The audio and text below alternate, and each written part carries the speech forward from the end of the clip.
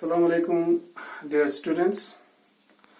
आज का जो टॉपिक है वो है व्हीटस्टोन ब्रिज। ये व्हीटस्टोन ब्रिज क्या है, यही आज हम डिस्कस करेंगे। इसकी एप्लीकेशन क्या है, कैसे ऑपरेट करता है, ठीक है ना। ये जो व्हीटस्टोन ब्रिज है, it is an electric circuit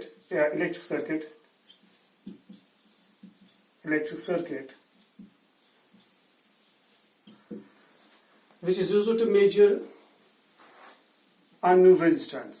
This electric circuit is used to measure unknown resistance.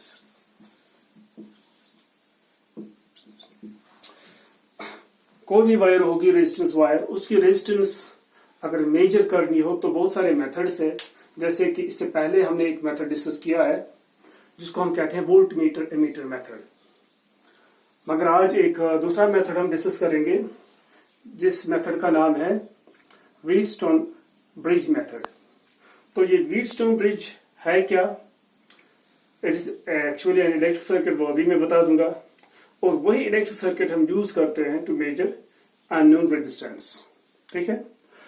तो जो इससे पहले हमने मेथड डिस्कस किया था वोल्टमीटर एमीटर मेथड, वहां पे हम वोल्टमीटर एंड एमीटर का इस्तेमाल करते हैं। मगर यहाँ पे इस एक्सपेरिमेंट में हम न वोल्टमीटर का इस्तेमाल करेंगे न एमीटर का इस्तेमाल करेंगे। तो हम जो इस्तेमाल करेंगे वो होता है गैल्वेनोमीटर। तो गैल्वेनोमीटर हम यूज करेंगे और एक सर्किट होगा इसके साथ जिसको हम कहते हैं व्हीटस्टोन ब्रिज। तो कैसे, तो वो मैं यहाँ समझाने की कोशिश करूंगा। वो क्या है व्हीटस्टोन ब्रिज, पहले सर्किट का इंट्रोडक्शन देंगे। व्हीटस्टोन ब्रिज है क्या? It is basically an electric circuit consisting of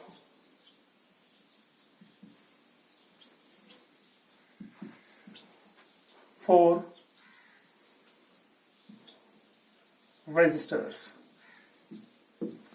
Wheatstone bridge ये जो इलेक्ट्रिक सर्किट है, it contains four resistors, and these four resistors are connected together in the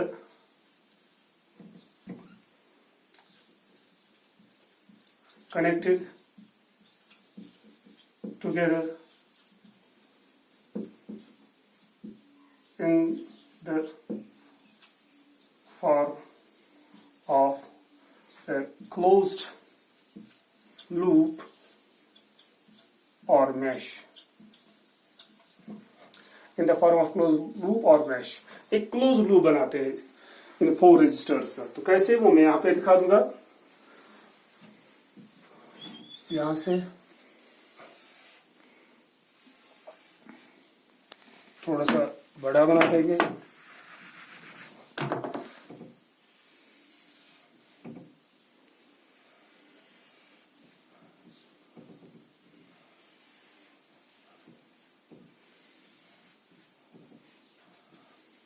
Four resistors are there, and these four resistors are connected together in the form of a closed loop like this.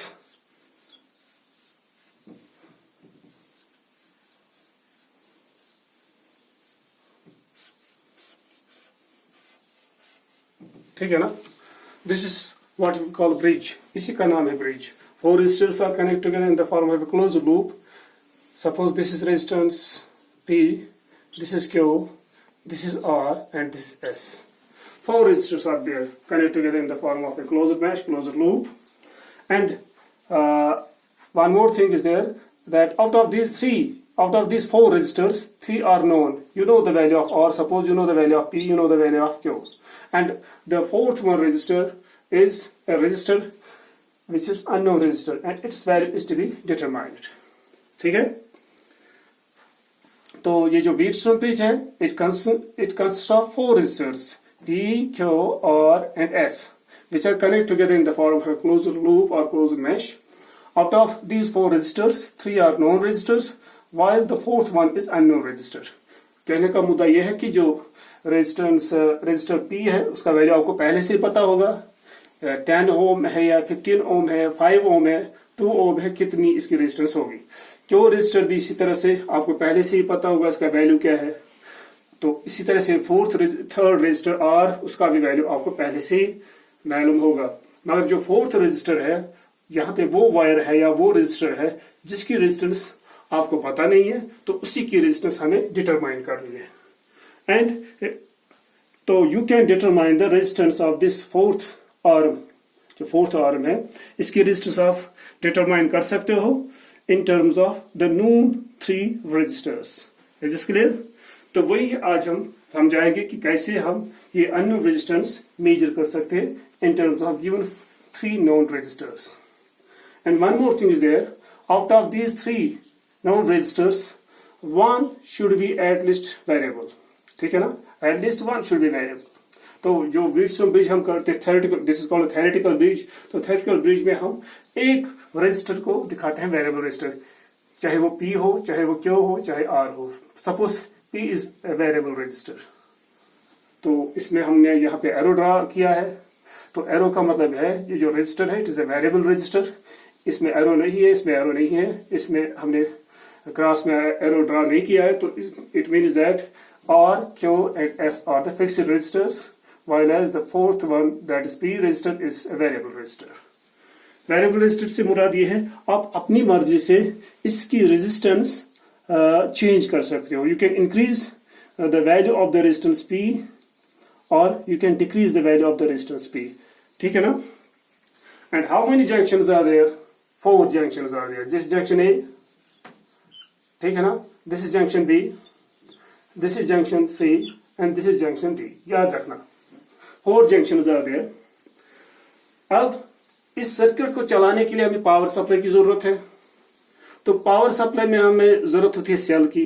तो in this circuit we can use a single cell, जो बाजार में available होती है वो उस एक cell का भी इस्तेमाल करते हैं। यहाँ पे बैटरी का इस्तेमाल नहीं करते, हम एक सिंगल सेल का इस्तेमाल करते हैं। या लेबोरेटरी में हम खुद एक सेल बनाएंगे, इंशाल्लाह आगे मैं दिखा दूंगा कैसे सेल बनाई जाती है। तो वो उस सेल का हम इस्तेमाल कर सकते हैं। तो जो पावर सप्लाई है, तो वो पावर सप्लाई हम यानी सेल हम कनेक्ट करेंगे across 2 alternate junctions, A, B को छोड़कर C। So A and C are the 2 alternate junctions, or you can connect the battery or power supply between B and D, or between A and C. हम A and C ले लेंगे like this. This is the connecting wire जो line में यहाँ पे draw कर रहा हूँ। इसका मतलब है ये कनेक्टिंग वायर है। तो इसको हम जोड़ देंगे एक सेल के साथ थ्रू 1 वे की। यहाँ पे एक की भी लगाएंगे, ऑन ऑफ स्विच। फिर यहाँ पे एक सेल का इस्तेमाल करेंगे, this positive electrode, this negative electrode. Single cell का इस्तेमाल करते हैं जनरली। तो इसको हम यहाँ से जोड़ देंगे। यह होगी पावर सप्लाई, बहुत ही simple power supply. Power supply में हमें एक सेल चाहिए और एक की चाहिए, ऑन ऑफ स्विच। इसकी मदद से हम इसको ऑन भी कर सकते हैं, ऑफ भी कर सकते हैं। ठीक है, ओके। एक और चीज की जरूरत है जिसको हम कहते हैं galvanometer. Galvanometer is to be connected between the other 2 alternate junctions, जैसे कि D and B बच रहा है। यहाँ से D and B के दरमियान हम इनको हम कनेक्ट करेंगे B को D के साथ थ्रू एक गैल्वेनोमीटर। ये गैल्वेनोमीटर G है और इसमें भी एक की लगाएंगे यहाँ पे, 1 वे की। दिस इज की हियर, ये कनेक्ट कर दिया हमने। सपोज दिस के 1 की नंबर 1, दिस इज की नंबर 2। ये की K2 क्यों हम लगाते हैं तो बाद में आपको पता चलेगा K2, वरना इसकी जरूरत नहीं है। गैल्वेनोमीटर को बचाने के लिए हम K2 का इस्तेमाल करते हैं जनरली। जहाँ पे जब भी हम गैल्वेनोमीटर कहीं पे कनेक्ट करते हैं वहां उसके साथ की भी लगाई जाती है जनरली। तो ये पावर सप्लाई के लिए की है। Is this clear? ये की कैसी होती है? ऑन ऑफ स्विच, जैसे कि हम घर में इस्तेमाल करते हैं बल्ब को ऑन ऑफ करने के लिए, उसी तरह से वैसा स्विच भी हम यूज करते हैं। मगर लेबोरेटरी में इस तरह का स्विच होता है 1 वे की, इसको 1 वे की कहते हैं। There are 2 terminals. एक टर्मिनल यहाँ पे हम इसके साथ कनेक्ट करते हैं, ये कनेक्टिंग वायर है, कॉपर कनेक्टिंग वायर। इसको इस टर्मिनल के साथ कनेक्ट कीजिए। तो दूसरी वायर जो यहाँ से आती है इसको यहाँ से कनेक्ट कीजिए। ये जो 2 इलेक्ट्रोड्स है, ये जो 2 टर्मिनल्स है, they are slightly separate from each other. अब देखो they are not physically connected each other. ठीक है ना? तो ये हम लगाते हैं यहाँ पे। जब हम सर्किट को क्लोज करते हैं ये की इस होल में डाल देते हैं। जब ये की होल में डालेंगे व्हाट विल हैपन, ये दोनों जो टर्मिनल्स है ये आपस में कनेक्ट हो जाएंगे and the current will flow. अगर हम ये की निकालेंगे तो व्हाट विल हैपन, ये ओपन हो जाएगा सर्किट। ठीक है, ओके, ये की मैंने दिखा दी यहाँ पे। इसी तरह से यहाँ पे जो हम गैल्वेनोमीटर यूज करते हैं, ये मेरे पास गैल्वेनोमीटर भी है, इसमें लिखा है गैल्वो, तो गैल्वो मीन्स गैल्वेनोमीटर है ये। ठीक है, तो इसमें 2 टर्मिनल्स होते हैं, positive and negative. Red positive represent करता है, ब्लैक नेगेटिव, और यही गैल्वेनोमीटर हम यहाँ पे यूज करते हैं। आप अपनी मर्जी से या नेगेटिव इसके साथ कनेक्ट कीजिए, पॉजिटिव इसके साथ, या उल्टा भी कर सकते हो, पॉजिटिव ऊपर और नेगेटिव नीचे, डजंट मैटर। तो यही गैल्वेनोमीटर हम यूज करते हैं, यहाँ पे यही कनेक्ट करते हैं थ्रू वन वे की। यहाँ से वायर निकलेगी इसके साथ, फिर यहाँ से वायर निकलेगी कनेक्टिंग वायर, उसके साथ हम वन वे की कनेक्ट करेंगे, फिर ये जो टर्मिनल है उसको हम जंक्शन बी के साथ कनेक्ट करेंगे। ये तो मैंने दिखा दिया यहाँ पे। And this is a theoretical bridge, और प्रैक्टिकल ब्रिज भी हमारे पास है, वो थोड़ी देर बाद हम डिस्कस करेंगे।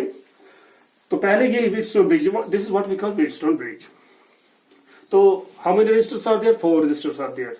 Out of this 4 resistor 1 is unknown. इसी की रेजिस्टेंस हमें मेजर कर दिया, तो हम इसको ऑपरेट कराएंगे, हम देखेंगे कि कैसे ऑपरेट करता है। चलिए अब इसकी ऑपरेशन डिस्कस करते हैं। Insert the key here.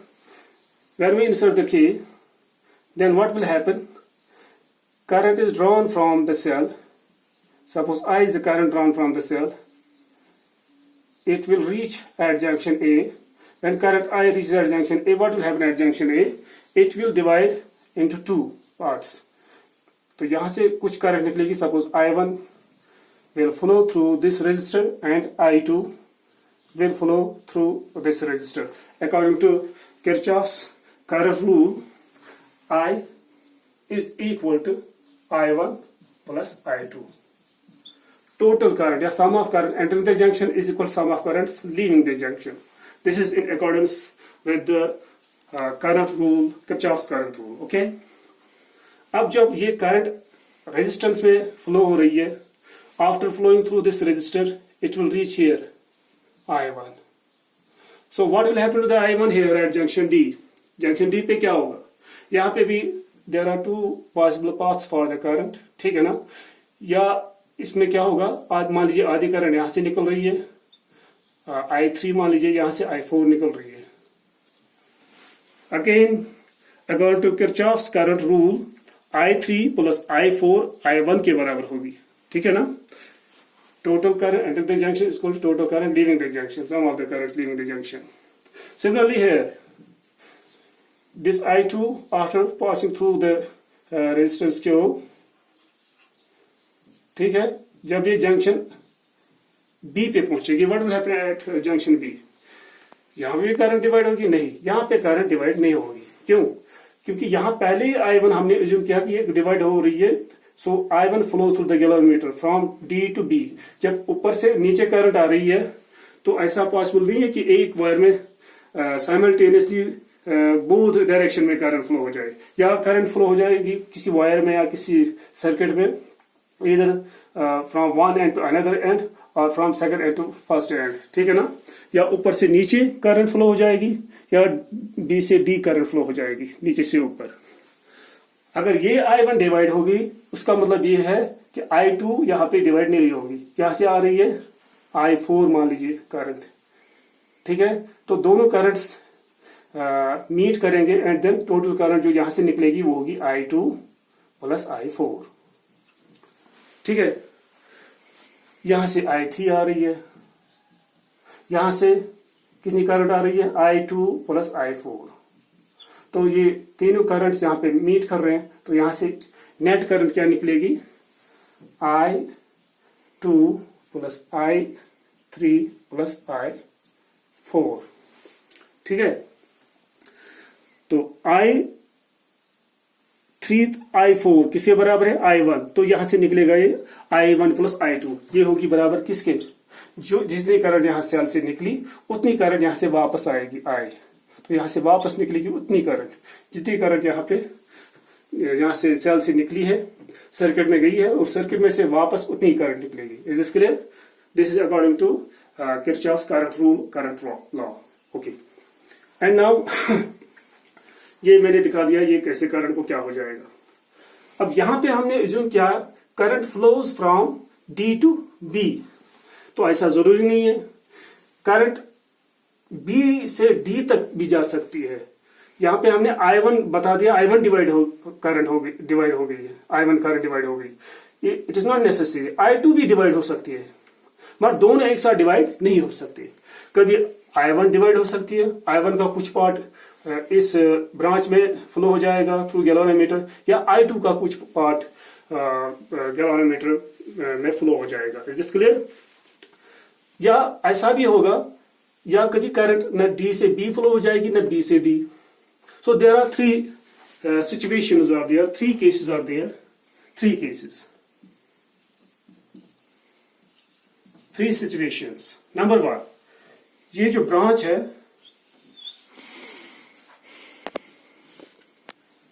Junction D and B के दरमियान जो हमने कनेक्ट किया इसको थ्रू ए गैल्वेनोमीटर, या करंट ऊपर से नीचे जाएगी। This is junction D here, this is junction B. या करंट ऊपर से नीचे आएगी, ये एक केस बन सकता है। या this is galvanometer here, this is junction B. या करंट नीचे से ऊपर जाएगी। एक और केस है, third, this is galvanometer here, this is junction D, this is junction B. इस केस में करंट डी से बी फ्लो हो रही है ऊपर से नीचे, यहां बी से डी नीचे से ऊपर, और यहां करंट फ्लो ही नहीं हो रही है, no current. So 3 cases are there. As you know that current flows always from higher potential to lower potential. जब करंट D से B फ्लो हो जाएगी, इसका मतलब है यहां पे जो पोटेंशियल होगा वो होगा हाई पोटेंशियल, तो यहां पे लो पोटेंशियल होगा। हाई पोटेंशियल से मुराद ये है, मान लीजिए यहां पे होगा 2 वोल्ट, तो यहां पे 1 वोल्ट हो सकता है। तो तभी पॉसिबल है higher potential to lower potential current flow हो रही है। जब यहाँ पे हाई पोटेंशियल होगा, यहाँ पे लो तभी करंट फ्लो होगी फ्रॉम डी टू बी। इस वाले केस में क्या होगा, अगर करंट नीचे से ऊपर जा रही है तो इसका मतलब है जो जंक्शन बी है वहां पे हाई पोटेंशियल होगा, हाई पोटेंशियल, तो यहाँ पे लो पोटेंशियल होगा। तो उस वक्त ये मान लीजिए 1 वोल्ट होगा, ये उस वक्त हो सकता है 0.5 वोल्ट हो, इस तरह से हो सकता है, because current always flows from higher potential to lower potential. तो थर्ड वाला केस जो है, जब करंट फ्लो नहीं होगी, उसका मतलब है ये है जो पोटेंशियल यहां पे है वही पोटेंशियल बी पे भी होगा, same potential. So in this case potential at D is equal to potential at D. जब ऐसा वाला केस होगा, यहाँ पे भी वही पोटेंशियल, यहाँ पे भी वही पोटेंशियल होगा, सेम पोटेंशियल होगा, पोटेंशियल डिफरेंस 0 होगी, तब उस वक्त ये गैल्वेनोमीटर में करंट नहीं हो सकती है। उस वक्त जो गैल्वेनोमीटर अभी मैंने दिखा दिया, जब करंट फ्लो नहीं होगी तो पॉइंटर 0 पे होता है, ठीक है। अगर हम हाई पोटेंशियल इस पॉजिटिव टर्मिनल के साथ कनेक्ट करेंगे, हाई पोटेंशियल टर्मिनल इसके साथ, लो पोटेंशियल टर्मिनल इसके साथ कनेक्ट करेंगे, तो क्या होगा, this will show positive deflection, इस तरह से डिफ्लेक्शन ही दिखाएगा।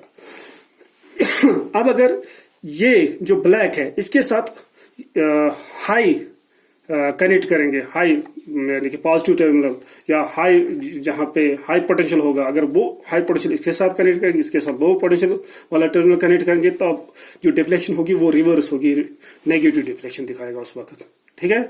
तो मान लीजिए हमने ये कनेक्ट किया किस तरह से, इस तरह से, ये नेगेटिव टर्मिनल है, ये डी हमने इसके साथ कनेक्ट किया, तो यहाँ पे नेगेटिव रखा, यहाँ पे पॉजिटिव रखा, तो उस वक्त क्या होगा, करंट ऊपर से नीचे आ रही है, मगर ऊपर जो है वो हाई पोटेंशियल है उसका, ठीक है ना, D junction is at high potential, तो मगर वो हाई वाला पोटेंशियल हमने नेगेटिव टर्मिनल के साथ कनेक्ट किया, उस वक्त जो डिफ्लेक्शन होगी इसमें वो होगी नेगेटिव डिफ्लेक्शन, लेफ्ट साइड, ठीक है। इसी तरह से तो ये नेगेटिव टर्मिनल है, ये हाई पोटेंशियल वाला है, ये लो पोटेंशियल, तो ये नेगेटिव डिफ्लेक्शन दिखाएगा लेफ्ट। अगर इस केस में गैल्वेनोमीटर की ये नेगेटिव है, ये पॉजिटिव है, तो नीचे हाई पोटेंशियल है, वो पॉजिटिव के साथ कनेक्ट कर दिया हमने, ये लो पोटेंशियल नेगेटिव के साथ, तो उस वक्त ये पॉजिटिव डिफ्लेक्शन दिखाएगा इस तरह से, ठीक है, पॉजिटिव डिफ्लेक्शन दिखाएगा, ठीक है ना। अब जब न करंट यहाँ पे जो पोटेंशियल होगा वही यहाँ पे भी पोटेंशियल होगा, सेम पोटेंशियल, और पोटेंशियल डिफरेंस इज जीरो, उस वक्त जो पॉइंटर होगा वो कहाँ पे होगा, जीरो पे, ठीक है ना। उस वक्त जीरो डिफ्लेक्शन या नल डिफ्लेक्शन गैल्वेनोमीटर दिखाएगा, उस वक्त गैल्वेनोमीटर में कोई डिफ्लेक्शन नहीं होगी। तो यही देखने के लिए हम गैल्वेनोमीटर का इस्तेमाल करते हैं इसमें सर्किट में, ठीक है। इस व्हीटस्टोन ब्रिज में galvanometer is used for what purpose, to see whether the current goes from D to B or from B to D, ठीक है ना। और या ये देखने के लिए इसमें करंट फ्लो हो रही है या नहीं हो रही है, अगर हो रही है वो कहां से जा रही है, D से B जा रही है या B से D जा रही है, ठीक है ना।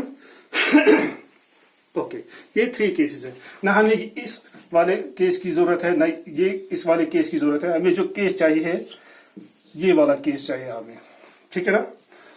हम इसको ऐसे सेट कर देंगे ताकि जो D पे पोटेंशियल होगा वही B पे भी पोटेंशियल होना चाहिए।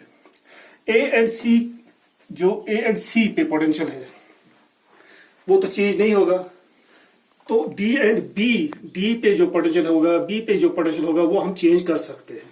कैसे? By changing the resistance of any और, ठीक है। तो यहाँ पे मैं पहले इसको रब करते हैं। तो थर्ड वाला केस हमें चाहिए। अब देखिए, अब हमने ऑन कर दिया, यहां से करंट मैंने दिखा दिया, डिस्ट्रीब्यूशन ऑफ करंट मैंने दिखा दी। तो गैल्वेनोमीटर सपोज ये यहां से नेगेटिव टर्मिनल है, ये पॉजिटिव टर्मिनल है, तो इट इज ऑब्वियस दैट ये जो डी होगा उस वक्त हाई पोटेंशियल पे होगा क्योंकि करंट ऊपर से नीचे आ रही है, और ये तो ये दिखाएगा उस वक्त डिफ्लेक्शन नेगेटिव, जो अभी मैंने समझाया आपको इस तरह से नेगेटिव डिफ्लेक्शन दिखा रहा है। And let me tell you one thing, if the resistance of any arm changes, ठीक है ना, of the 4 arms, if the resistance of any arm changes, then what will happen? There will be change in current through all the branches of the circuit. जो यहां से I1 आ रही है उसमें भी चेंज आ जाएगी, जो I3 यहां से जा रही है उसमें भी चेंज आ जाएगी, I2 यहां से फ्लो हो रही है उसमें भी चेंज आ जाएगी, एंड जो बाकी करंट यहां से फ्लो हो रही है उसमें भी चेंज आ जाएगी। चाहे P में चेंज आ जाए, चाहे Q में, चाहे R में, एनी वन रेजिस्टर में, या अगर हर एक रेजिस्टेंस चेंज हो जाएगी तब भी जो करंट होगी through different branches of the circuit it will change. Not only this but also the potential at D and the potential at B will also change. Is this clear? मगर जो potential A and C पे होगा potential difference के दरमियान वो कभी change नहीं होगा, वो वही होगा जो हम अप्लाई करेंगे। मगर अगर P की रेजिस्टेंस, Q की रेजिस्टेंस, R की रेजिस्टेंस हम चेंज करेंगे तो जो करंट होगी यहां से फ्लो होगी, यहां से फ्लो होगी, यहां और थ्रू गैल्वेनोमीटर आल्सो वो चेंज हो जाएगी, ठीक है ना। ओके, अब हमने ये चल रहा है सर्किट, अब हम क्या करेंगे, गैल्वेनोमीटर ने नेगेटिव डिफ्लेक्शन दिखाई, अगर करंट नीचे से ऊपर जाएगी तो अब ये पॉजिटिव डिफ्लेक्शन दिखाएगा, ठीक है। मान लीजिए इसने नेगेटिव डिफ्लेक्शन दिखाई, अब हम क्या करेंगे, मान लीजिए ये जो रेजिस्टर P है इसकी रेजिस्टेंस हम चेंज करेंगे अपनी मर्जी से, ठीक है ना। मान लीजिए इसकी रेजिस्टेंस हम इंक्रीज करेंगे, तो इंक्रीज करने से मान लीजिए जो गैल्वेनोमीटर है जो इसमें जो डिफ्लेक्शन होगी वो ऑब्वियसली चेंज हो जाएगी। So change in the deflection of the galvanometer, ठीक है ना। अगर गैल्वेनोमीटर में डिफ्लेक्शन में चेंज आ जाएगी, या इंक्रीज होगी या डिक्रीज होगी, तो उसका मतलब है B एंड D के दरमियान जो पोटेंशियल डिफरेंस है वो भी चेंज हो रहा है। अगर पोटेंशियल डिफरेंस बढ़ेगा तो दिस व्हाट विल हैपन, यहाँ पे डिफ्लेक्शन ज्यादा हो जाएगी, ठीक है। अब हमें क्या करना है, we have to change the resistance P so that the deflection the galvanometer will decrease, ठीक है ना। तो P इस हिसाब से हमें चेंज करना है ताकि गैल्वेनोमीटर में जो डिफ्लेक्शन हो वो डिक्रीज हो जाए, ठीक है। मान लीजिए P रेजिस्टेंस को इंक्रीज करने से अगर डिफ्लेक्शन डिक्रीज हो रही है तो P को डिक्रीज ही करना पड़ेगा। अगर पी को इंक्रीज करने से डिफ्लेक्शन डिक्रीज हो जाएगी, तब पी को इंक्रीज ही करना पड़ेगा। ठीक है, तो इंक्रीज और डिक्रीज कब करना है, किस लिए करना है, ताकि गैलोमीटर में जो डिफ्लेक्शन होगी वो डिक्रीज होनी चाहिए। मान लीजिए अब रेजिस्टेंस पी को इंक्रीज करने से यहाँ पे डिफ्लेक्शन डिक्रीज हो रही है। ठीक है, then go on decrease increasing the resistance P, थोड़ी सी इंक्रीज कर दी तो इसमें और डिफ्लेक्शन कम हो जाएगी, और इंक्रीज कर दी और डिफ्लेक्शन कम हो रही है। Then finally stage will reach when the galvanometer shows no deflection and this will take place at a particular value of P. ठीक है ना, तो उस वक्त पी का एक पर्टिकुलर वैल्यू होगा, at a particular value of P the galvanometer shows null deflection. ठीक है, तब जब ये नल डिफ्लेक्शन दिखाएगा उस वक्त जो पोटेंशियल डी पे होगा, बी पे होगा, बी पे होगा, डी पे, वो सेम होगा, और उनके दरमियान जो पोटेंशियल डिफरेंस होगा वो जीरो होगा। This will take place at a particular value of P, क्योंकि हम खाली पी चेंज कर रहे हैं, बाकी फिक्स है। ठीक है, इज दिस क्लियर?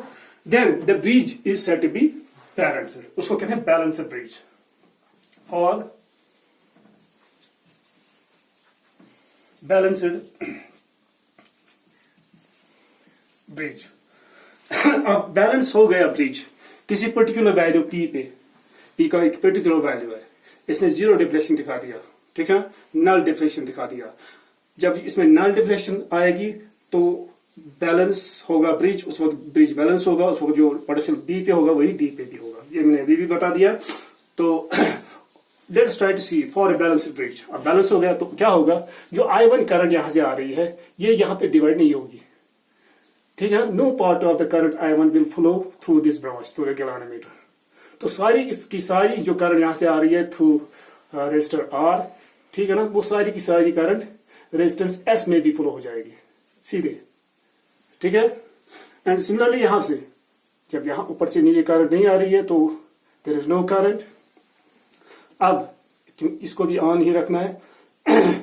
अब जो करंट यहां से आ रही है I2, ये भी सीधे जाएगी कहां, थ्रू द रेजिस्टर P, सारी की सारी करंट, और यहां से कोई भी करंट नहीं आएगी।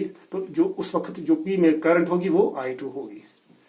यहां से भी I2, ये भी I2 ही होगी, और सॉरी दिस I1, यहां से I1 आ रही है, यहां से I2 मीट करेंगे यहाँ पे, तो यहाँ पे जो करंट होगी वो I1 plus I2 equal to I, according to Kirchhoff's current law. Is this clear? पहले मैंने जो डिस्ट्रीब्यूशन ऑफ करंट दिखाया था वो अनबैलेंस्ड ब्रिज के लिए था। अब जब कि हमने इसको बैलेंस कर दिया एंड ये बैलेंस हो गया eight a particular value of P, तो उस वक्त जो करंट I1 होगी जो फ्लो हो रही है R में, रेजिस्टेंस R में जो फ्लो हो रही है, पास हो रही है, will also pass through the resistance S। The current which is flowing through the resistor Q will also flow through the resistor P. Is this clear to you? Okay. तो उस वक्त जब ये नल डिफ्लेक्शन दिखाएगा, तो यही null deflection case हमें चाहिए। तो बैलेंस हो गया, तो उस वक्त इन दो को आपस में कनेक्ट करना या न कनेक्ट करना तो एक ही बात है। कनेक्ट करने से भी कुछ नहीं होगा, इसको डिस्कनेक्ट करना अगर हम करेंगे उससे भी कुछ नहीं होगा। ठीक है, शाबाश, ये डेड होगा उस वक्त। Is this clear? And now for the balance bridge, according to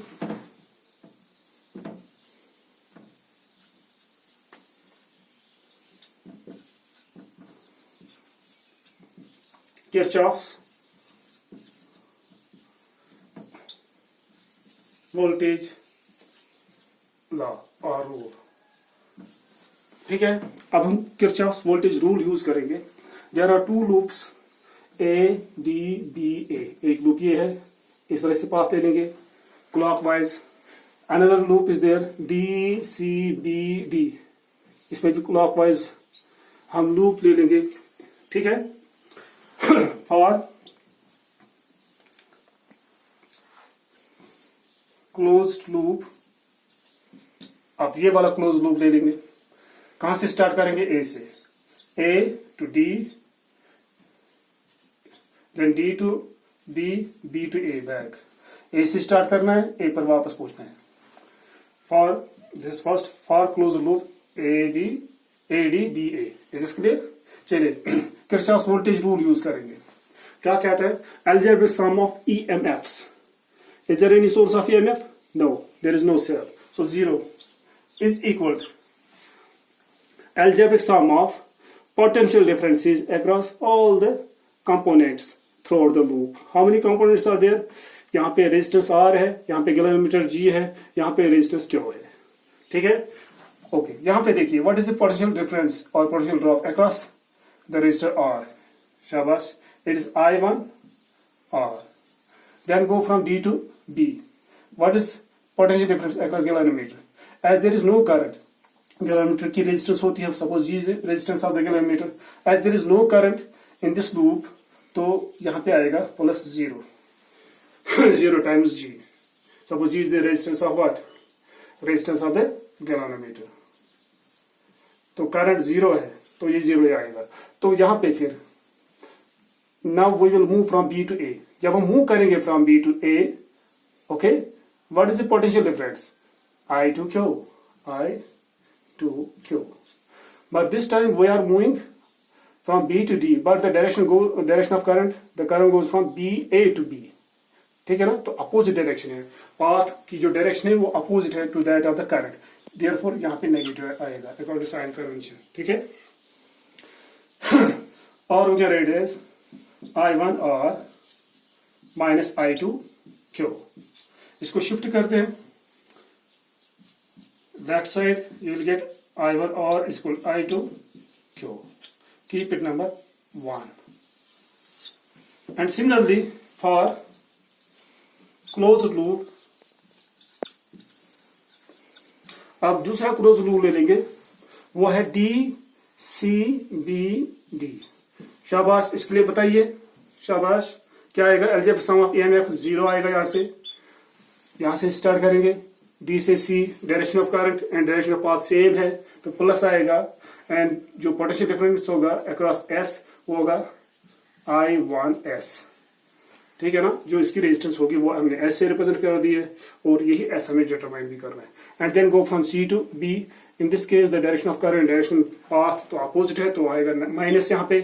तो पोटेंशियल ड्रॉप जो या पोटेंशियल डिफरेंस होगा वो है शाबाश I2 B. ठीक है? फिर मूव करेंगे B to D. As there is no current flowing to the galvanometer, तो यहाँ पे आएगा 0 टाइम्स G. ये कैंसिल हो जाएगा इसके साथ. इसको लेफ्ट साइड शिफ्ट करेंगे. I1S equal to I2 B. Is this clear? This is equation number 2. Dividing first by second. Yeah, second by first. Dividing second by first. What will you get? I1S divided by I1R is equal to I2B. जो left side से उनको अलग divide करना है, जो right side से उनको अलग डिवाइड करना है. यहां से I1 कैंसिल हो जाएगी. I2. What will you get? S divided by R is equal to P divided by Q. This is the final relation between the 4 resistors. 4 resistances of the 4 arms of this bridge. ठीक है ना? 4 arms है इस bridge के. This is first arm, second, third and fourth arm. इसकी resistance है R, वो यहाँ पे है. इसकी रेजिस्टेंस है S, फिर है P, फिर है Q. इनके दरमियान रिलेशन है. And this ratio is true for balance bridge only. जब ये बैलेंस होगा तो नेसेसरी कंडीशन ये है for the balance bridge S by R किसके बराबर होगा? P by Q के बराबर. और ये तब होगा जब ब्रिज बैलेंस होगा. अगर ब्रिज बैलेंस होगा तब ये इक्वेशन सेटिस्फाई नहीं होगी. ठीक है ना? तब ये ट्रू नहीं हो सकता. ये S by R P by Q के बराबर नहीं हो सकता है. ये तब एक ही कंडीशन है, ये बराबर होगा आपस में, ये रेशियो ऑफ द रेजिस्टेंसेस, जब ब्रिज बैलेंस होगा. इसलिए ऊपर मैंने लिखा फॉर बैलेंस ब्रिज. ठीक है ना? तो ब्रिज को जरूरी है कि उसको बैलेंस किया जाए. अब P का वैल्यू आपको पता है पहले से. You know the value of P, you know the value of Q, and you know the value of R as well. Then put the value for P, Q and R, you will get S. Very simple. This is clear to you. So the ratio of the resistances जो है is equal S by R is equal to P by Q. It is true only for balanced bridge. Okay? ये मैंने समझा दिया. तो इस relation से हम फिर इसकी रेजिस्टेंस मेजर कर सकते हैं. Is this clear? Okay. और ये रिलेशन याद रखना, ब्रिज का बैलेंस होगा जब रेशियो ऑफ रेजिस्टेंसेस बराबर होगा. देखिए इस तरह से मैं दिखा दूंगा, S डिवाइड बाय, याद रखना, R is equal to P divide by Q. S divide by R is equal to P divide by Q. ठीक है? बट ये जो ब्रिज है it is a theoretical bridge. ठीक है ना? जो जब हम प्रैक्टिकल करते हैं वहां पे ऐसा ब्रिज नहीं होता, वहां पे ऐसा सर्किट नहीं होता, वहां पे थोड़ा सा इसे मॉडिफाइड फॉर्म में होता है. ठीक है? मॉडिफाइड ब्रिज होता है वहां पे.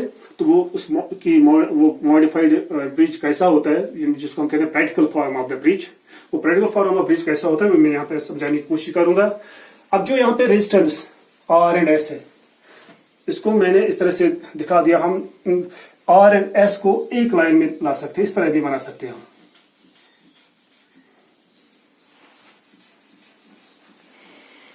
ठीक है? ये जरूरी नहीं कि ब्रिज हम इस तरह से बनाएं, हम इस तरह भी बना सकते हैं.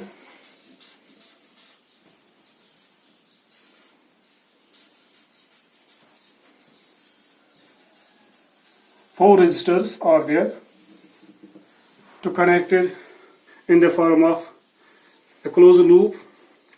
This is resistor S, this is R, this is P, and this is Q.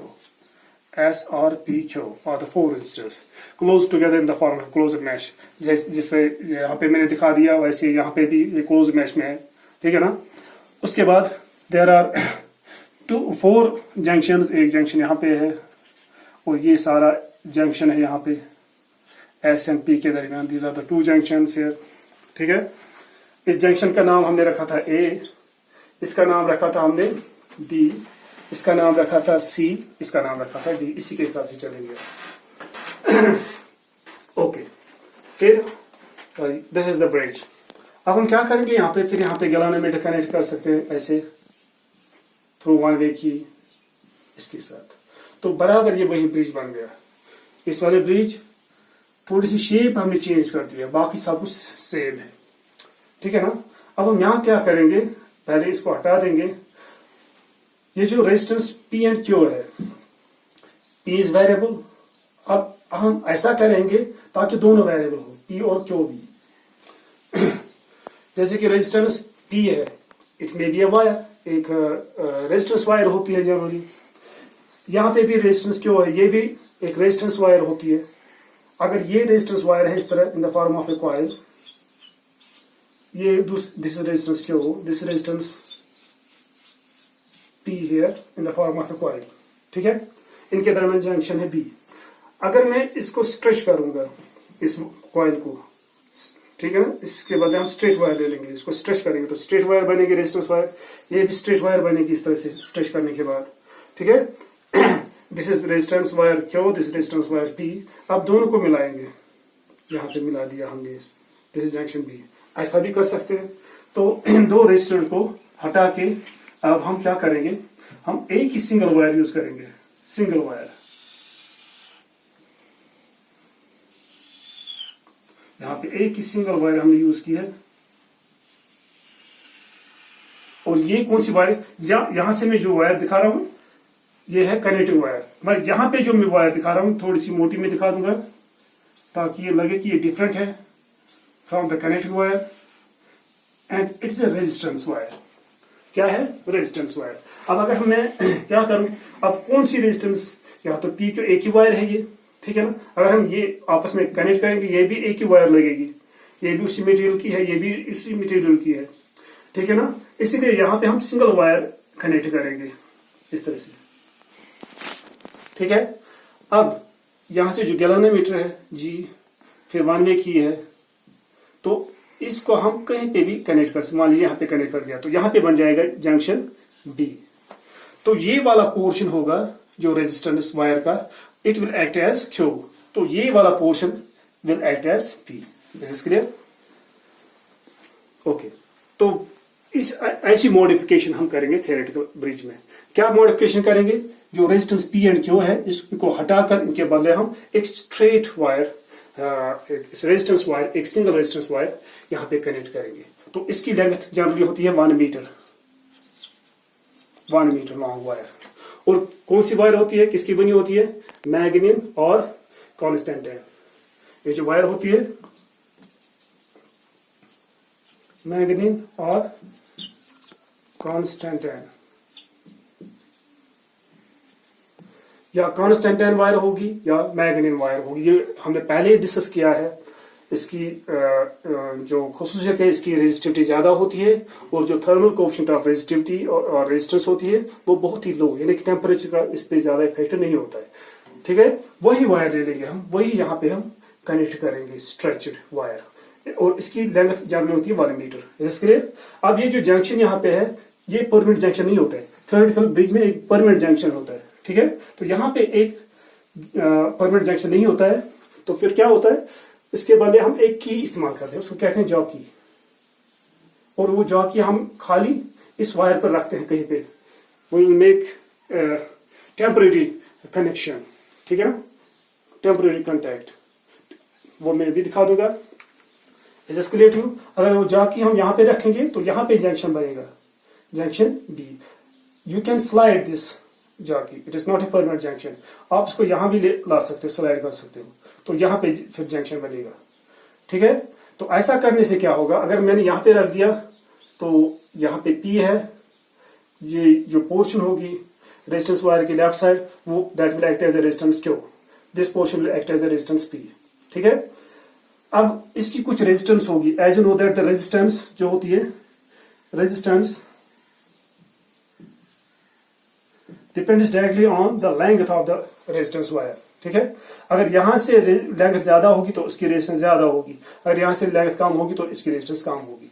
अगर बराबर होगी, मान लीजिए बीच में हमने रख लिया, तो यहां से 50 सेंटीमीटर होगी लेंथ, यहां से भी 50 सेंटीमीटर लेंथ होगी। उस वक्त लेंथ दोनों की बराबर है, उस वक्त जो रेजिस्टेंस इस क्यू पोर्शन की होगी वही रेजिस्टेंस पी पोर्शन की भी होगी। ठीक है ना, तो अगर हम अब इसमें क्या होगा, अगर हम ये जॉकी स्लाइड करेंगे towards right, what will happen? The length of this portion decreases, therefore इसकी रेजिस्टेंस कम हो जाएगी। On the other hand, simultaneously इस पोर्शन की रेजिस्टेंस बढ़ जाएगी। क्यों? इसकी लेंथ बढ़ रही है। ठीक है ना, अगर इस जॉकी को इस लेफ्ट साइड स्लाइड करेंगे, यहाँ लेंथ कम हो जाएगी, यहाँ बढ़ेगी। ठीक है ना, ओके, तो उसका मतलब ये है resistance Q will decrease, resistance P will increase. ठीक है, तो साइमल्टेनियसली ऐसा करने से हम क्या कर सकते हैं, इस पे अब ज्यादा कंट्रोल है। तो जब हम स्लाइड करते हैं दो रेजिस्टर्स साइमल्टेनियसली चेंज हो जाती है, बट जो ओवरऑल रेजिस्टेंस है P plus Q, it will remain constant. जो टोटल रेजिस्टेंस है P और P एंड Q की, वो हमेशा कांस्टेंट रहेगी। ठीक है ना, तो होगा क्या, होगा ये, मान लीजिए इनिशियली इसकी रेजिस्टेंस 5 ओम है, अगर बीच में रखेंगे इसकी भी 5 ओम है, टोटल है मान लीजिए 10।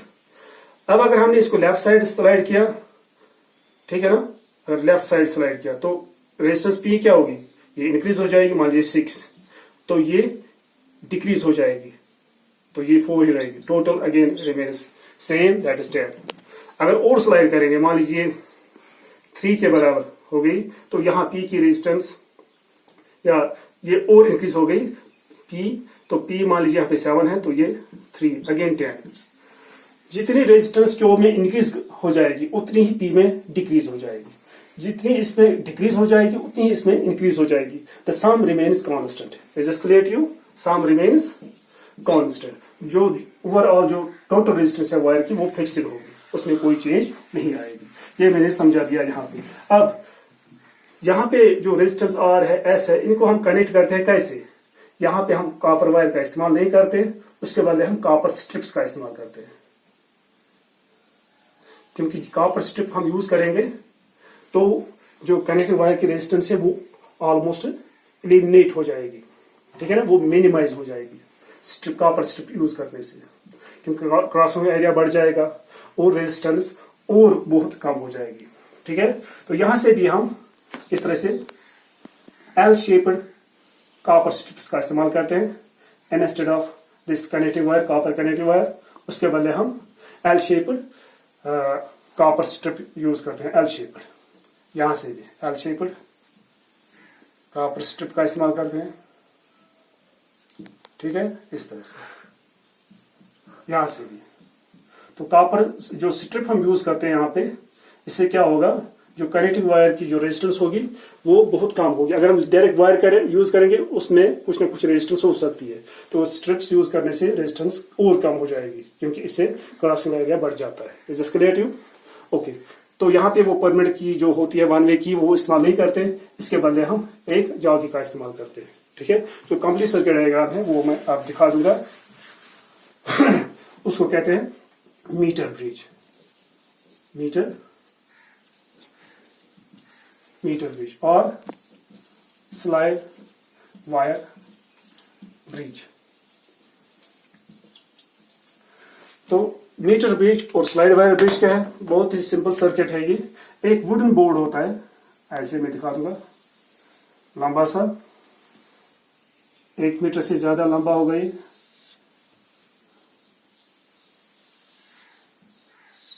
चौड़ा तकरीबन 10 सेंटीमीटर का होता है ये।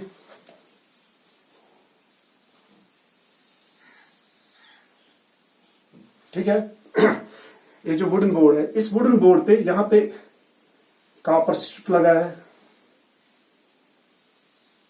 एल शेप्ड, इस तरह से। सिमिलरली इस साइड भी वैसा ही कॉपर स्ट्रिप एल शेप्ड लगा है।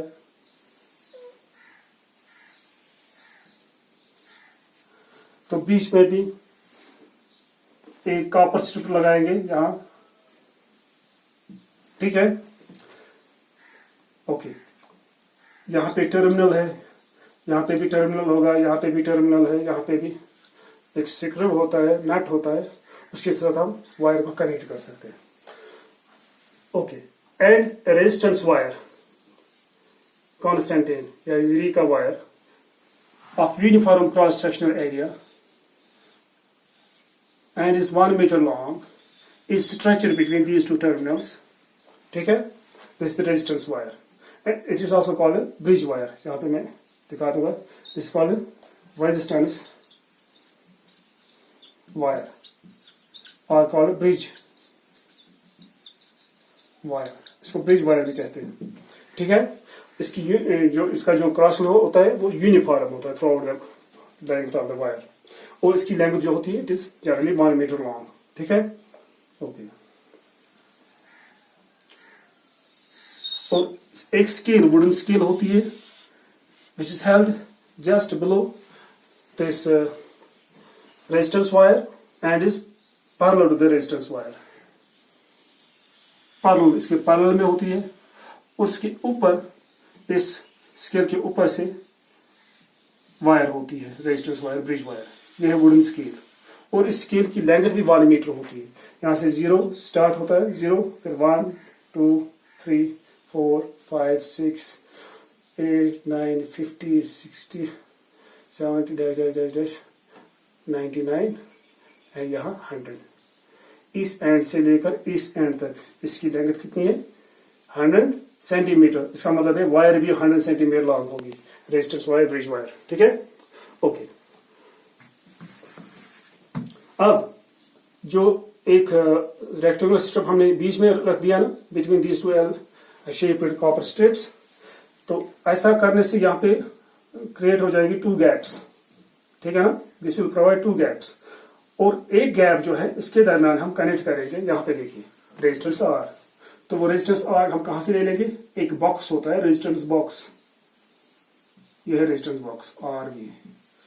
तो इसमें से हम अपनी मर्जी से कोई भी रेजिस्टेंस लगा सकते हैं, उसको हम आर से रिप्रेजेंट करते हैं।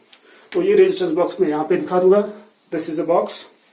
ठीक है, इसमें इसके अंदर बहुत सारी रेजिस्टेंस होती है, 1 2 3 4 5 6 7 8 9 10 11 12 13 14 15 16 17 रेजिस्टेंस कॉइल्स अंदर इसमें लगी है इन सीरीज। ठीक है, तो इसमें कीज भी लगी होती है। जब हर एक कीज में लगी होगी रेजिस्टेंस बॉक्स में, अगर हर एक की लगी होगी, कोई भी होल खाली नहीं होगा, ठीक है, तो उस वक्त इसकी रेजिस्टेंस 0 होगी। अगर मैं ये देखिए, अगर मैं ये वाली की निकालूंगा, इसके नीचे लिखा है 1, तो इसकी रेजिस्टेंस होगी 1 ओम। अगर मैं ये रखूंगा वापस ये निकालूंगा, तो इस वक्त इसकी रेजिस्टेंस होगी 2 ohm. It's a variable resistor, you can change the resistance, ठीक है ना, according to your choice, according to need.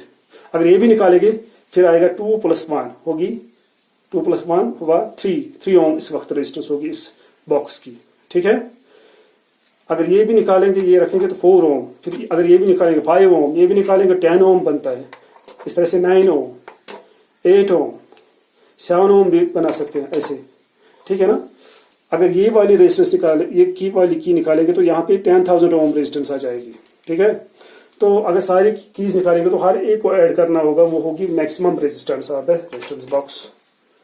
तो मिनिमम रेजिस्टेंस जो हम इससे इंट्रोड्यूस करते हैं सर्किट में वो होगी 1 ओम, ठीक है ना। इंटीग्रल वैल्यू में इंटीग्रल वैल्यू है रेजिस्टेंस का, इसमें फ्रैक्शन में इसमें रेजिस्टेंस नहीं है, दिस कॉल्ड रेजिस्टेंस बॉक्स। और यही रेजिस्टेंस बॉक्स यहाँ पे हम कनेक्ट करेंगे। इसमें 2 टर्मिनल्स लगे हैं, ठीक है। एक वायर यहाँ से कनेक्ट वायर इसके साथ, इस कैपेसिटर के साथ, दूसरी यहाँ इस कैपेसिटर के साथ कनेक्ट करेंगे।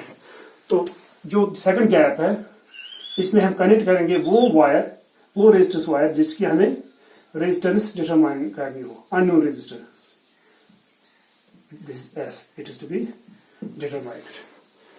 अब यहाँ पे एक और टर्मिनल होता है, उसके साथ गैल्वेनोमीटर कनेक्ट करेंगे, और गैल्वेनोमीटर के साथ हम 1 वे की कनेक्ट करते थे, अब 1 वे की कनेक्ट नहीं करनी है, उसके बदले हम वो स्लाइडिंग की यूज करेंगे, उसको जॉकी कहते हैं। And this jockey can slide on this wire, resistance wire, and therefore it's called a slide wire bridge.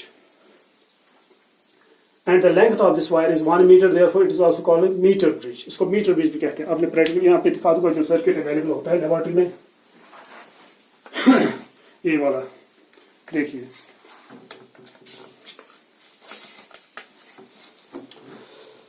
ये एल शेप का कॉपर स्ट्रिप लगा है यहाँ पे, तो यहाँ पे भी एल शेप का कॉपर स्ट्रिप है, ठीक है ना। बीच में भी कॉपर स्ट्रिप है, पूरे बीच में भी कॉपर स्ट्रिप है, और ये जॉकी है, दिस इज जॉकी है। ये देखिए ये वुडन स्केल लगी है, इसके ऊपर ये वायर है, ये वायर लगी है इसके ऊपर, this is the bridge wire. इसकी लंबाई यहाँ से यहाँ तक 1 मीटर है, ये 1 मीटर से थोड़ी सी ज्यादा होगी, उसको कहते हैं एंड एरर। ऐसा तो नहीं होना चाहिए, इसको भी मिनिमाइज कर सकते हैं। ये टर्मिनल यहाँ पे है, इसको खोल कर इसके साथ वायर कनेक्ट की जा सकती है यहाँ से भी। इस गैप में हम लगाते हैं रेजिस्टेंस बॉक्स, एक गैप में हम लगाते हैं रेजिस्टेंस वायर जिसके रेजिस्टेंस हमें मैनेजर करनी होगी, ठीक है ना। This is the wooden board, ये सब कुछ इसी में फिट है जो मैंने पहले बता दिया। इसको मीटर ब्रिज कहते हैं और स्लाइड वायर ब्रिज, ओके। अब देखिए अब हम क्या करेंगे, ये रेजिस्टेंस बॉक्स हमने कहाँ पे लगाना है, इस वाले गैप में ऐसे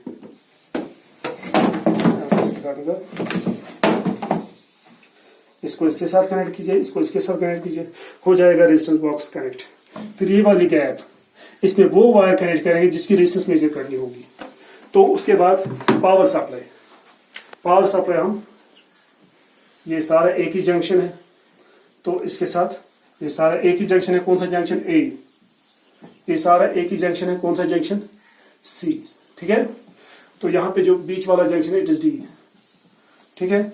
अब जो जंक्शन बी है ये शिफ्ट हो सकता है, जहां पे हम जॉकी रखेंगे वहीं पे जंक्शन बी होगा, अगर यहाँ पे रखेंगे तो यहाँ पे ही होगा। तो ये जॉकी है, गैल्वेनोमीटर से वायर निकलेगी तो इसके साथ कनेक्ट करेंगे, यहाँ पे ऊपर स्क्रू लगा है इसमें हम कनेक्ट करेंगे वो। फिर यही जॉकी हम रखते हैं किस पे, स्लाइटली, इसका जो एज होता है शार्प एज होता है इसका, और ये शार्प एज हम इस वायर पे रखते हैं ऐसे, यहाँ पे निकालकर ऐसे रखते हैं वायर पे, मेक है कांटेक्ट। और ज्यादा प्रेस नहीं करना है, अगर ज्यादा प्रेस करेंगे तो जो वायर का क्रॉस सेक्शन होगा वो खराब हो जाएगा, वो कम यानी वेरी हो जाएगा, तो फिर रेजिस्टेंस में जो वैल्यूज आएंगे उसमें एरर ज्यादा हो जाएंगी। और ये टाइटली स्ट्रेच होनी चाहिए wire, we make a contact anywhere and then you can slide it on this wire, therefore it's called slide wire bridge, ठीक है, इसलिए स्लाइड वायर ब्रिज कहते हैं। इसके लिए हमें पावर सप्लाई चाहिए ए एंड सी के दरमियान, ए एंड सी के दरमियान, वही पावर सप्लाई थ्रू 1 वे की ऑन ऑफ के लिए, क्लोज ओपन के लिए, तो यहाँ पे एक सेल का इस्तेमाल करेंगे, पॉजिटिव नेगेटिव इसको यहां से जंक्शन सी के साथ कनेक्ट करेंगे। ठीक है ना, ये मैंने दिखा दिया कैसे कनेक्ट करता है। उसके बाद जब हम की इंसर्ट करेंगे यहाँ पे, अब देखेंगे ये किसे ऑपरेट करता है। वैसे जैसे मैंने थ्योरेटिकल ब्रिज अभी समझा दिया, when we insert the key here, okay, and then यहां से कुछ रेजिस्टेंस इंसर्ट करनी है, 2 ओम 3 ओम 5 ओम जो सुटेबल होगी। उसके बाद ये ऑन की, अभी कुछ नहीं दिखाएगा जब तक कि हम इसको जॉकी को टच नहीं कराएंगे कहीं ब्रिज वायर पे कहीं पे। अब मैंने मान लीजिए यहां पे इसको टच कराया एट दिस पॉइंट जे, ठीक है ना। Obviously the galvanometer initially will show some deflection, चाहे पॉजिटिव है नेगेटिव। अब हमें क्या करना है, when we slide this jockey on this wire, what will happen, there will be corresponding change in the deflection of the galvanometer. जो galvanometer में जो डिफ्लेक्शन होगा, जो पॉइंटर होगा, उसमें चेंज आ जाएगी। तो पहले ही मान लीजिए इसने पॉजिटिव डिफ्लेक्शन दिखा रहा है, अब जब हम स्लाइड करेंगे ये डिफ्लेक्शन या इंक्रीज होगी या डिक्रीज होगी। ठीक है ना। अब हमें क्या करना है, हमें इसको उस डायरेक्शन में स्लाइड करना है। You can slide it towards right और towards left, choice, there is choice. मगर आप इसको या राइट में स्लाइड कीजिए या लेफ्ट में, मगर एक चीज होना चाहिए, जो डिफ्लेक्शन इसमें होगी वो डिक्रीज होनी चाहिए। अगर इसको राइट स्लाइड करेंगे, राइट डायरेक्शन में स्लाइड करेंगे, अगर राइट डायरेक्शन में स्लाइड करने से इसमें डिफ्लेक्शन कम होती है तो राइट डायरेक्शन में ही इसको स्लाइड करना है। अगर लेफ्ट डायरेक्शन में इसको स्लाइड करने से डिफ्लेक्शन कम होगी तो लेफ्ट डायरेक्शन में ही इसको स्लाइड करना पड़ेगा। So it means that through the wire there would be a unique point, एक सिंगल यूनिक पॉइंट होगा, where when the jockey is pressed, what will happen, galvanometer shows zero deflection, null deflection। ठीक है ना। मान लीजिए this is such a point, वो unique point यहाँ पे है, जे पे, यहाँ पे इस पॉइंट पे, जे मैंने इसका नाम रखा है, यहाँ पे वो पॉइंट है। जब यहाँ पे जॉकी रखते हैं galvanometer shows null deflection, zero deflection. अगर बाकी सारे पॉइंट जो है वहां पे गैलोमीटर जीरो नहीं दिखाएगा, यूनिक पॉइंट है। Then the bridge is said to be balanced। अब ब्रिज बैलेंस हो गया। अब यहां से यहां तक जो लेंथ होगी वो किसकी लेंथ होगी, लेंथ ऑफ रेजिस्टेंस क्यू। अब जो यहां से यहां तक जो लेंथ होगी वो किसकी लेंथ होगी, लेंथ ऑफ रेजिस्टेंस पी। ठीक है, शाबाश। अब ये लेंथ कैसे मेजर करेंगे, फ्रॉम द स्केल। इसके नीचे स्केल लगी है, जहां पे बैलेंस होगा तो स्केल से हमें पता चलेगा इस पोर्शन की लेंथ क्या है। मान लीजिए इस वाले पोर्शन की लेंथ है एल, टोटल लेंथ कितनी है वायर की, 100 सेंटीमीटर। तो पी की लेंथ कितनी होगी, 100 माइनस एल। अगर यहाँ एल होगी बैलेंस लेंथ, तो राइट साइड जो पोर्शन है पी रेजिस्टेंस, उसकी लेंथ होगी 100 minus L. Is this clear, शाबाश। अब देखिए यहाँ पे मैं एज्यूम करूंगा इफ,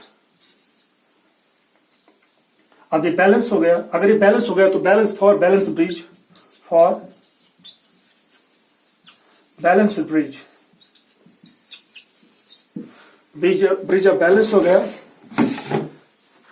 ये नल डिफ्लेक्शन दिखा रहा है। उस वक्त जो रेशो होगा रेजिस्टेंस का वो बराबर होगा क्या, S divide by are,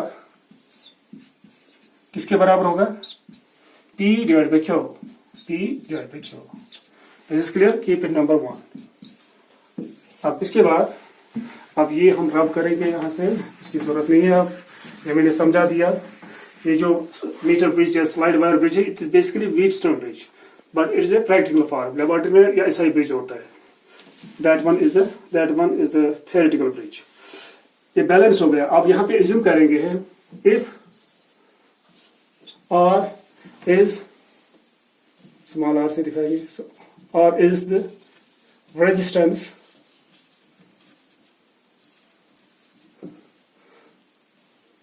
per centimeter of the bridge wire।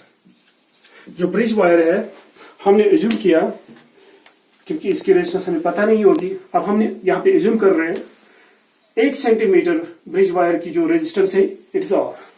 तो 2 सेंटीमीटर की कितनी होगी, 2R, 3 सेंटीमीटर की 3R, 100 सेंटीमीटर की कितनी होगी, 100R। अब अगर यहां पे बैलेंस हो रहा है तो लेंथ ऑफ क्यू कितनी है, एल। तो देयरफॉर रेजिस्टेंस क्यू किसके बराबर होगी? एल आर के बराबर, L are.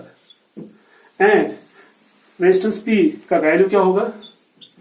It is 100 minus L R, 100 minus L इसकी लेंथ है into R. Is this clear? Using Q and P in equation first, this is second, this is third, second third first में use करेंगे, using second and third in first, what will you get? S divide by R is equal P के बदले L 100 minus L into R, क्यों के बदले L into R, R और R cancel हो जाएगा and you will get S divide by R 100 minus L divide by L. अब ये एस हमें चाहिए, एस यहीं पे रखेंगे, आर शिफ्ट करेंगे यहाँ पे, you can write as 100 minus L divide by L into R. This is the expression for unknown resistance for the practical purpose. तो एस की रेजिस्टेंस हम बता सकते हैं if you know the value of L, if you know the value of R. दो ही चीजें हमें चाहिए, ना हमें क्यू की रेजिस्टेंस कितनी है वो उसकी जरूरत नहीं है, हमें पी की रेजिस्टेंस कितनी है वो भी नहीं चाहिए हमें। जब हम प्रैक्टिकल करेंगे हम देखेंगे खाली बैलेंस लेंथ क्या होगी, बैलेंस किस पॉइंट पे हो रहा है, ब्रिज किस लेंथ पे बैलेंस हो रहा है एल, तो उस एल का वैल्यू यहाँ पे एल का वैल्यू पुट करेंगे एंड आर द रेजिस्टेंस जो हमने इंट्रोड्यूस की थी फ्रॉम द रेजिस्टेंस बॉक्स, और वो दो ही चीजों की जरूरत पड़ेगी हमें, न पी की जरूरत पड़ेगी न क्यू की। हमें देखना है रेजिस्टेंस बॉक्स में से कितनी रेजिस्टेंस हमने इंट्रोड्यूस कर दी और बैलेंस लेंथ क्या है, ठीक है ना। वो वैल्यू जब हम इसमें पुट करेंगे you will get the unknown resistance of the wire. This is clear to you? ये मैंने समझा दिया। वेटस्टोन ब्रिज क्या है, तो इसका वर्किंग प्रिंसिपल क्या है, ये कब बैलेंस होता है, एंड मीटर ब्रिज क्या है, स्क्वायर वायर ब्रिज क्या है, ठीक है। Is this clear to you? तो इसके बाद इंशाल्लाह नेक्स्ट जो लेक्चर होगा उसमें हम दिखाएंगे कैसे हम प्रैक्टिकली मेजर करते हैं। Thank you very much.